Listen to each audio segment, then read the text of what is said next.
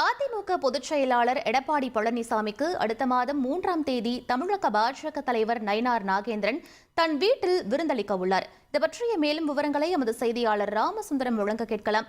வணக்கம் ராமசுந்தரம், உங்களுடைய தகவல் என்ன பதிவு பண்ணுங்க.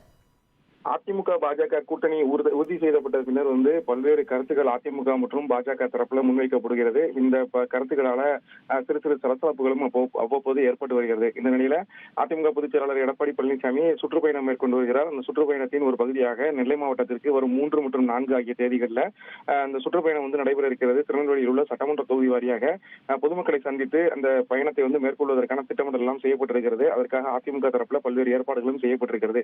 நெல்லை மாவட்டத்துடைய அந்த வருகையை வரவேற்கும் விதமாகவும் பாஜக அதிமுக கூட்டணியை உறுதிப்படுத்தி, அதாவது அந்த தொண்டர்கள் மத்தியில் இருக்கக்கூடிய அந்த சலசலப்பு உள்ளிட்டவைகளை புறந்தள்ளும் விதமாகவும் உறுதிப்படுத்தும் விதமாகவும் நெல்லை மாவட்டத்தில் ஒரு சிறப்பான ஏற்பாடு செய்வதற்காக பாஜக சார்பிலும் திட்டமிடப்பட்டிருக்கிறது.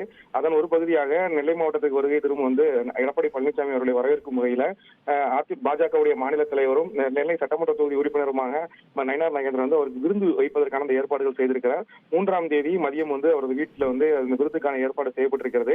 அந்த விருந்துல பாஜகவுடைய முக்கிய நிர்வாகிகள், அதிமுகவுடைய முக்கிய நிர்வாகிகள் அனைவரும் கலந்து கொண்டு இந்த விருந்துல கலந்து கொள்வதற்கான அந்த ஏற்பாடுகள் செய்யப்பட்டிருப்பதாக தகவல் வெளியாகிருக்கிறது. அதற்கான ஏற்பாடுகளும் பாஜக சார்பில் செய்யப்பட்டு வருகிறது.